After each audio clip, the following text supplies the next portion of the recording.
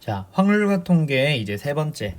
중복순열 그리고 같은 것이 있는 순열. 중복순열의 원약 이제 간단해서 같은 것이 있는 순열과 함께 이제 설명해 보려고 하는데요. 사실 중복순열이라고 하는 단원 자체는 굉장히 중요해요. 근데 중복순열 혼자만 있을 때 중요한 게 아니라 중복조합과 구분을 해야 되다 보니까 그때 이제 굉장히 중요해지고요.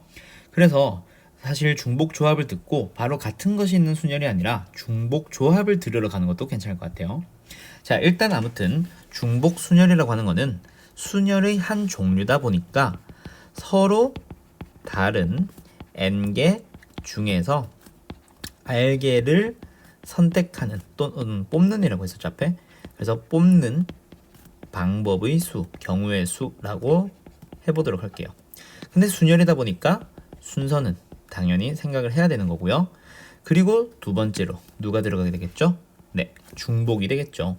중복 허용이라고 얘기를 하는데 저는 이제 중복 가능, 허용, 동그라미라고 표현을 할게요. 자, 여기서 중복된다라는 거는 뽑았던 걸 다시 한번 뽑는 것도 가능하다라는 거예요. 이제 다른 말로는 중복 가능하다라는 말을 문제 속에서는 복원 추출, 그래서 추출은 뽑는 것, 근데 복원, 뽑은 것은 다시 집어넣고 다시 한번 뽑게 되는 그런 문제들이 바로 중복순열 또는 중복조합, 중복 가능한 녀석으로 넘어갈 거예요. 자, 그러면 이제 중복순열이라고 하는 거는 먼저 공식으로 설명을 해주자면 중복순열은 순열에서 있었던 NPR이나 조합에서 있었던 NCR처럼 얘도 N의 R이라고 표현을 하고 나서 파이라는 기호를 쓰게 돼요. 근데 얘는 어떻게 계산하기로 배웠죠?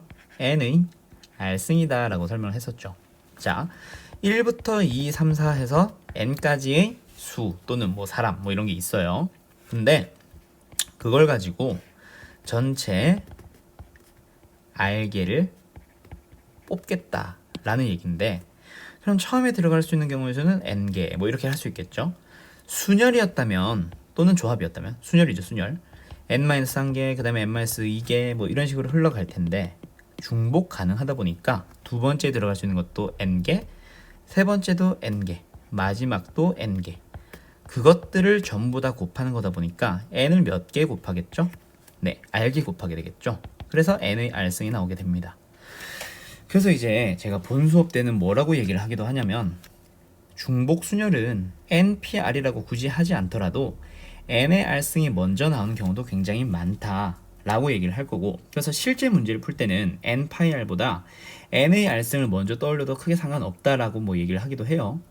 근데 그거는 이제 시험을 실제로 칠 때 얘기고, 평소 연습할 때는 반드시 N파이R을 좀 연습을 해서 N파이R을 먼저 떠올릴 수 있도록 몸에 좀 익혀두는 게 필요할 것 같아요. 그래서 이제 N파이R이라는 기호를 사용을 하게 되고, 보기에 나온다거나 할 때 그때 N파이R을 보고 어떤 의미를 갖는지를 알 수 있어야 되겠죠. 그래서 이제 N파이R이라고 설명을 먼저 하게 되는 거예요. 자, 그러면 일단 중복순열은 여기까지 하고요. 네 번째로 같은 것이 있는 순열로 넘어갈게요. 자, 같은 것이 있는 순열의 경우는 일단 기초적인 예시는 굉장히 쉬워요. A,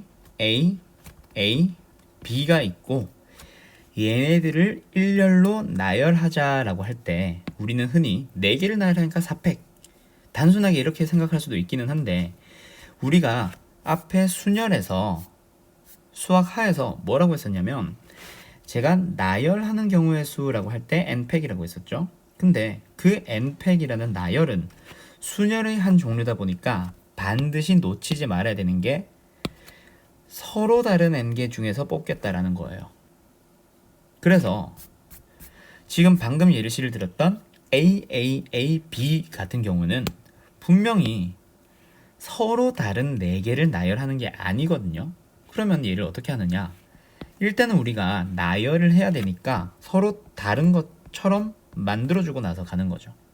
B를 1, 2, 3이라는 넘버링을 해보고 나면 일단 아까 얘기했던 4팩이 맞기는 맞죠. 근데 실제로 그 4팩, 24가지가 모두 다 같은 경우냐? 그거는 아닐 거란 말이에요.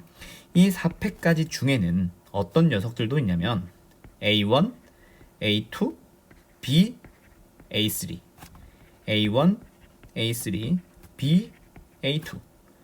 그 다음에 A2, A1, B, A3, A2, A3, B, A1, A3, A1, B, A2, A3, A2, B, A1. 이 6가지는 실제로는 A, A, B, A라는 동일한 경우일 거란 말이에요. 몇 개죠? 6개가 하나를 지칭하게 되는 거예요. 그럼 그 6개를 전부 다 하나로 같게 만들어야 되니까 얼마죠? 6으로 나눠야 되는데 그 6이 뭐냐면 결국 이 1, 2, 3, A, 1, 2, 3를 나열하는 방법만큼 같은 거잖아요. 그래서 같은 것의 개수 3개죠? 팩토리얼로 나누게 됩니다. 그러면 두 번째 예시. 만약에 A, A, B, B, C가 있으면 전체 몇 개예요? 5개니까 5팩. 근데 A도 2개, B도 2개. 2개씩 같으니까 2팩 곱하기 2팩으로 나누세요 라고 하는 거고, 그 다음에 만약에 AAA, BB, C 뭐 CC 이렇게 있다 치면 전체 7개니까 7팩. 근데 A 3개, B는 2개, C는 2개. 3팩, 2팩, 2팩으로 나누자 라는 게 바로 같은 것이 있는 순열이에요. 여기까지만 보면 굉장히 쉽죠. 자, 근데 같은 것이 있는 순열이 순열 중에서 중복 순열이 중복 조합과 섞이기 전까지는 가장 어려워요. 왜 어렵냐면 같은 것이 있는 순열의 활용형 문제 때문인데 그 2가지가 바로 최단 경로의 수, 두 번째 배열 순서가 뭐 이미 정해져 있다라고도 할 수 있는데 저는 배열 순서가 고정되었다라고 얘기를 합니다. 그 중에서 최단 경로의 수를 먼저 설명을 해보게 되면 수업 때 했던 것보다 좀 더 자세한 예시까지 들어볼게요. 최단 경로의 수는 일단 좀만 더 갈까요? 요렇게 나와 있을 때 A라는 지점에서 B라는 지점까지 이동하기 위한 가장 짧은 경로라는 거죠. 그럼 이것을 어떻게 생각할 수 있느냐? 결국 가장 짧은 거리로 가기 위해서는 갔던 길 돌아오지 않게, 즉 오른쪽으로는 3번만, 위로는 2번만 가면 되죠. 근데 그게 이렇게 갈 수도 있어요. 오른쪽 위, 오른쪽 위, 오른쪽. 그래서 결국 어떻게 생각을 하면 되느냐? 오른쪽으로 가는 거 3가지와 위로 가는 거 2가지를 나열하겠다라고 해서 전체 5개를 나열하는데 옆으로 가는 게 3개 동일하죠. 위로 가는 거 2개 동일하죠. 이걸 계산하면 되고요. 그럼 마지막 계산을 할 때는 앞에서 제가 조합에서 얘기했던 것처럼 팩분의 팩 5CA를 머릿속으로 떠올려서 10이라고 계산하면 빨리 계산할 수 있겠죠. 네, 이게 바로 최단 경로의 수입니다. 그러면 이번에는 만약에 최단 경로가 어떤 식으로 나올 수도 있냐면 예를 들어서 여기에 잠깐만요. 뭐 물 웅덩이가 여기에 있다라고 생각을 해보는 거예요. 물 웅덩이라고 얘기를 하긴 했지만 실제로는 어떤 경우에 해당하는 거냐면 바로 장애물을 포함을 하는 경우예요. 장애물을 포함할 때 A에서 B로 가자. 그럼 학생들은 이제 문제를 풀 때는 그 장애물이 없는 그림을 하나 그려주면 좀 쉽고요. 다시 그릴게요. 없는 경우를 그린 다음에 그 다음에 어떻게 하라고 하냐면 뭐 여사건이 있는 경우의 수를 이용해도 되고 장애물 지나는 거 그를 빼서 뭐 이렇게 하는 방법도 있고요. 또는 저는 보통 어떻게 사용을 하라고 하냐면 중간 지점을 잡아주세요 라고 합니다. 자, 장애물이 없는 문제들은 이런 식으로 풀어주면 되고요. 장애물이 있는 경우는 반드시 중간 지점을 잡는 연습을 해주세요. 그래서 중간 지점을 어떻게 잡느냐? 장애물을 기준으로 해서 전체적인 경로, 오른쪽 위로 가고 있죠? 그 경로의 반대 대각선 방향, 이쪽 방향으로 중간 지점을 잡는 거예요. 자, 누굴 기준으로요? 장애물을 기준으로. 그러면 얘를 기준으로 이쪽 대각선 방향이니까 어떻게 잡으면 되겠죠? 여기에 스몰 a라는 중간 지점, 여기에 스몰 b라는 중간지점. 그럼 이제 답을 낼 때는 A에서 스몰 a를 갔다가 B를 가는 것, 그리고 A에서 스몰 b를 갔다가 B를 가는 것 해서 두 가지 경우를 계산을 해줘요. 그러면 A에서 A를 갈 때는 날 일자 모양의 최단 경로니까 오른쪽 위 전체 3개의 경로를 가는데 3팩. 근데 이제 위쪽 방향 똑같은 게 2개가 있죠. 그래서 2팩으로 나누게 되는 거고요. 그 다음에 A에서 B로 갈 때는 한 가지 경우밖에 없겠죠. 두 번째, 대문자에서 스몰 b를 거쳤다가 b로 가는 방법은 오직 1 곱하기 1, 한 가지 경우밖에 없겠네요. 그래서 답은 더해서 4가지입니다 라고 답을 하는 거예요. 자, 이런 식으로 설명하는 이유가 우리가 중학교 때 분명히 초등학교인가 중학교 때 1111을 이용하는 이런 풀이도 했었는데 얘는 장애물이 한두 개 있을 때 잘 사용할 수 있어요. 근데 장애물이 많아지게 되면 학생들이 덜어 실수하는 경우가 있고요. 만약 실수하지 않으려면 뭐 여러분 연습해보면 되겠지만, 그리고 두 번째, 입체 도형에서 사용하기가 힘들어져요. 그래서 저는 그닥 선호하지 않는 풀이기는 한데 평면상의 문제에서 굳이 쓴다고 문제되는 것은 없으니까 제가 수업 때 확률과 통계는 풀이 방법이 반드시 하나만 있다라는 생각 접으라고 했죠. 제가 설명하는 것보다 해설지에서 제공하는 것보다 본인이 생각한 풀이가 더 쉽다면 그 풀이도 좋은 풀이가 되는 거예요.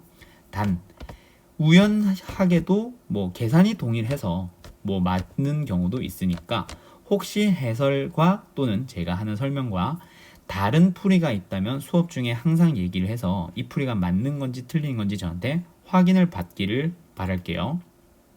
자, 아무튼 이 풀이도 좋지만 저는 그닥 선호하지 않는 편이에요. 이제 복잡한 그림에서, 특히 입체도형 같은 복잡한 그림에서 사용하기 힘들기 때문에 뭐 이제 무조건 안 좋다기보다는 평소 연습할 때는 굳이 쓰지 않고 이 풀이를 이제 뭐죠? 같은 것이 있는 순열을 이용하는 이런 식의 풀이를 먼저 좀 평소에는 연습을 많이 해두세요 라는 거를 강조하고 싶네요. 자, 그러면 이제 아까 장애물이 2개 이상 들어가는 그런 문제라면 어떻게 풀면 되느냐? 자, 일단 좀 경로를 많이 그려볼까요? 하나만 줄입시다. 여기서 이제 전체적으로 이 지점에서 이 지점을 향해 가긴 가는데, 자, 여기에는 산불이 났어요. 그래서 길이 막혔다고 가정해 봅시다. 그리고 여기에는 호수가 생겼어요. 그래서 갈 수 없는 경우가 있다고 생각해 볼게요. 자, 그러면 이제 장애물들이 많이 등장했죠.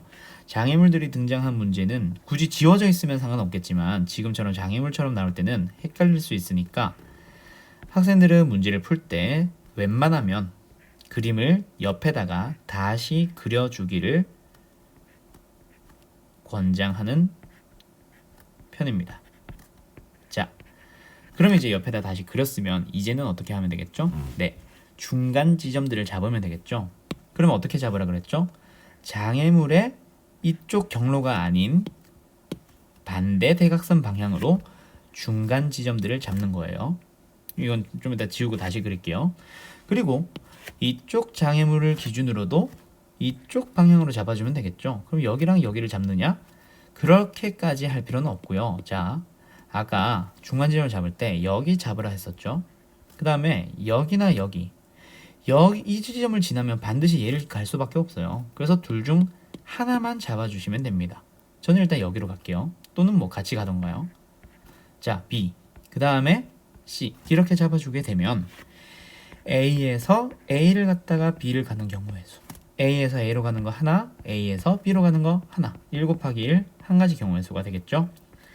그 다음에 A에서 B를 거쳤다가 B를 가는 경우는 처음에 B를 가는 경우가 밭전자 모양, 옆으로 2번, 위로 2번, 전체 4개, 4팩. 근데 옆으로 2개, 위로 2개, 둘둘 똑같네요. 그래서 2팩, 2팩. 그 다음에 B를 가는 경우는 여기까지는 동일하니까 그대로 가고요. 한 가지 경우 가고요. 다음 스몰 b에서 대문자 b까지 가는 4팩 나누기 2팩, 2팩까지 경우의 수는 동일하게 이거는 이제 계산해야겠죠. 그러면 이제 둘을 동시에 가는 거니까 곱해주면 얼마죠? 66, 36이 되겠죠. 이런 6도 뭐 4C2로 계산해서 6으로 바로 갈 수 있겠나요? 그 다음 마지막 A에서 C를 거쳤다가 B를 가는 경우 얘는 어떻게 되겠죠? A에서 C로 가는 한 가지 경우, 그리고 C에서 B로 가는 경우 잘 안 보이네요. C에서 B로 가는 경우 이거 옆으로 하나 위로 4개, 전체 몇 개죠? 5개가 되죠? 5팩. 근데 위로 4개, 똑같은 게 4개 있으니까 5팩으로 나눠주면 5가 되겠죠. 그럼 이제 답은 1, 36, 5 3개 더해주면 되니까 답은 얼마죠? 42가 되겠네요. 이렇게 풀어주는 겁니다. 자, 그러면 최단 경로의 수는 마지막 예시 입체 도형을 한번 예를 들어 보자면, 자, 아주 심플한 입체 도형. 이 정도는 만약에 여기서 여기로 갈 때 옆으로 2번, 그 다음에 세로 방향, 대각선 방향이라고 해야 되나요? 세로 방향, 그리고 높이 방향. 전체 몇 개죠? 4개인데 옆으로 가는 2개가 동일하죠? 2팩으로 나눠주면 되겠죠. 그럼 역시 이번에도 점점 복잡해져 볼까요? 그림이 만약에 이런 식으로 생겼다. 중간 점선들은 복잡하니까 생략할게요. 얘는 어떻게 되겠죠? 옆으로 2번, 세로 방향 1번, 높이 방향 2번이니까 정체 경로 5개, 옆으로 2개, 높이 방향 2개. 그럼 얼마죠? 5팩은 120이에요. 그래서 120 나누기 4, 30으로 계산하면 되겠네요. 얘는 12였고. 이해됐나요? 근데 얘를 만약에 우리가 중학교 때 배운 것처럼 그 작은 1들을 막 써서 이제 계산하는 걸로 가보면 얘네들, 자, 연습하지 않고 이거 찍어서 2가지, 2가지, 여기도 2가지, 3가지, 3가지, 4가지, 6가지인가요? 이거를 지금 저도 헷갈려 하는데 학생들이 얘를 제대로 사용할 수 있을까요? 저는 힘들다고 봅니다. 그래서 얘는 기왕이면 안 써주는 게 편할 거예요. 여기는 그래서 6, 3, 3 더해서 12가지가 맞기는 한데, 네, 복잡하죠? 얘는 입체동에서는 사용하지 못하거나 사용하기 힘들다라고 할 수 있겠죠. 그래서 같은 것이 있는 순열을 이용하는 풀이를 계속 연습을 해보세요 라고 하는 거예요.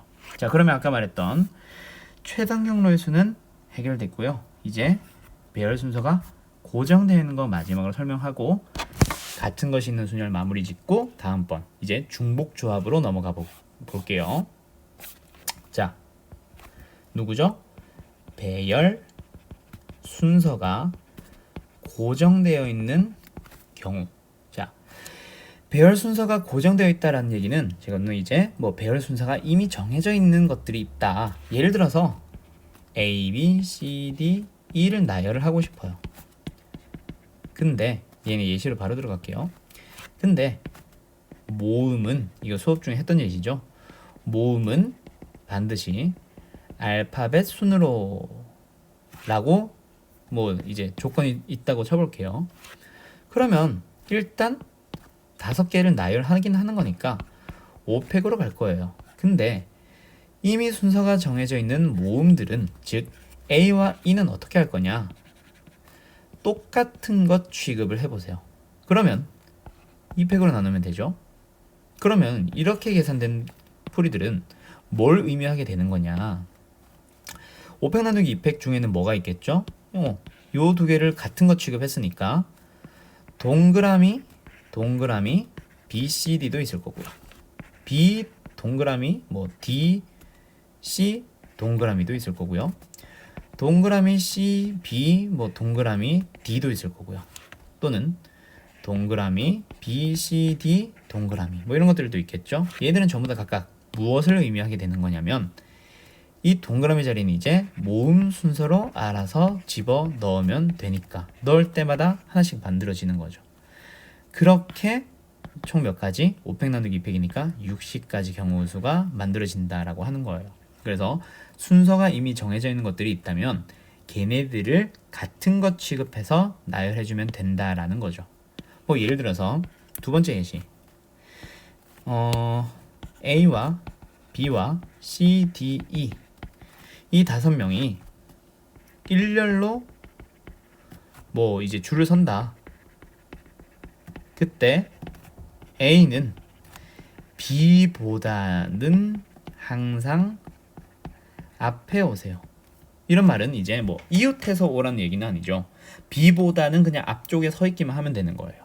그러면 A, B는 순서가 정해져 있으니까 같은 거 취급을 해버리면 전체 몇 개처럼 보이나요? 5개. 근데 A와 B는 동일한 것 취급했으니까 2팩으로 계산하는 겁니다. 어떻게 하는 건지 알겠어요? 그럼 이런 문제도 있겠죠. 남자가 5명, 뭐 여자가 3명 일렬로 줄을 설 건데 예를 들어서 여자들은 뭐 번호 순서대로 선다. 뭐 또는 뭐 영희가 뭐 누구죠? 뭐 은영이라는 애보다 앞에 선다. 뭐 이런 경우들이 있다면 그 순서가 정해져 있는 걔네들은 반드시 같은 것 취급해서 풀어주세요라는 얘기입니다. 여기까지가 여러 가지 순열들이 끝이에요. 제일 먼저 뭐 배웠었죠? 제일 먼저 수학 하에서 배웠던 경우의 수들 다시 한번 정리했는데, 자, 얘를 다시 한번 설명하는 이유가 뭐라고 했었죠? 자, 우리는 수학 하의 경우의 수에서부터 확률과 통계라는 과목의 여러 가지 순열 그리고 중복조합까지 여기까지를 원래 교육과정 개정 전에는 하나의 경우의 수라고 불렀어요. 그래서 이번 확률과 통계 여러 가지 순열 혹은 중복조합 혹은 학교 시험에서는 얘를 전부 다 시험 범위로 넣는 학교 시험에서는 수학 하에서 배웠던 경우의 수들 당연히 나옵니다. 상식으로 알고 있어야 되는 거예요. 그래서 뭐 합의 법칙, 곱의 법칙은 워낙 쉽지만 여사건의 경우의 수도 워낙 쉽지만 뭐 이제 당연히 알고 있는 것처럼 사용하는 거 뭐 그런 의미에서 설명한 것도 있고요. 그거보다는 사실 순열과 조합의 정확한 정의를 알았으면 하는 의미에서 자세하게 설명을 진행했던 거니까 예를 들어서 뭐 이웃하는 것이 있는, 이웃하지 않는 것이 있는 순열의 수 그리고 뭐 이런 계산이라던가 NPR과 NCR 그리고 중복 순열, 중복 조합 이 4개를 순열, 조합, 중복 순열, 중복 조합 이 4개를 반드시 구분해서 사용하는 것 그것들은 이제 제가 중복 조합 가서 다시 한번 설명을 자세하게 할 거니까 그것들 반드시 알아두도록 하시고요. 그 다음 두 번째 원순열이었죠. 원순열은 지금 제가 설명했던 이 3가지 계산 방법들을 본인이 알고 있는 것처럼 본인 것으로 반드시 만들어서 적재적소에 활용을 해줄 수 있기만 하면은 원순열은 굉장히 쉬워집니다. 그리고 예를 들어서 이런 공식이 왜 나오는지 그냥 원순열을 특이한 하나의 순열로 생각하지 말고 순열의 한 종류처럼 생각해서 왜 R로 나누면은 그게 원순열이 되는가 그거를 정확하게 이해하고 넘어간다면은 원순열 쉽게 풀어 나갈 수 있을 거예요. 그 다음 입체도형은 네 생략하고 자 다음 중복순열이라고 하는 거는 제가 뭐라고 했었죠? 그냥 중복순열 하나만 보면 굉장히 쉬우니까 그냥 NPR이라는 공식이 무엇을 의미하는지 그 N의 R승이라는 그 뭐라고 해야 되죠? 계산하는 방법과 연결만 잘 시켜두세요. 대신에 중복순열과 중복조합을 동시에 알고 나서는 그 2개를 반드시 구분하셔야 됩니다. 그 다음 마지막 같은 것이 있는 순열 계산하는 방법 자체는 굉장히 쉬워요. 그쵸? 근데 최단경로의 수나 배열 순서가 고정되어 있는 배열 순서가 이미 정해져 있는 것들에 대한 순열은 같은 것이 있는 순열이다라는 것을 이용할 수 있어야만 쉽게 풀어나갈 수 있으니 여기서만 잘 정리해두면 앞으로는 훨씬 쉬워질 거예요. 여기까지 이해됐나요? 자, 그러면 마지막으로 이제 중복조합은 다음 강의에서 설명하도록 할게요.